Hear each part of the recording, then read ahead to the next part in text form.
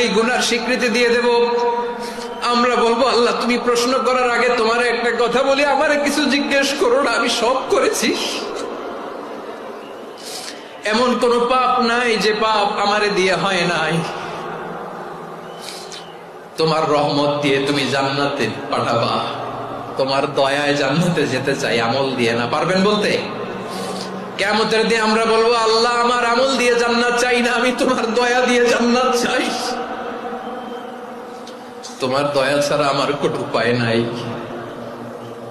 কারণ আল্লাহ যদি বিচার করে বাঁচার কারো উপায় নাই। আল্লাহ যদি বলে ফেলেন তুই এটা করলি কেন, ওখানে গেলি কেন, কোরআনে 1000 বার নিষেধ করলাম তারপরেও এই পাপে জড়ালি কেন, এরকম প্রশ্ন ছুড়ে দিলে আমার উত্তর আছে? বাঁচার কোন উপায় আছে?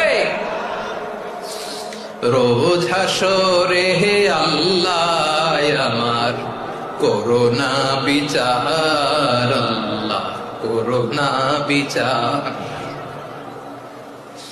বিচার চাহি না তব দয়া চাহি এ গুনাহগার, আল্লাহ করোনা বিচার।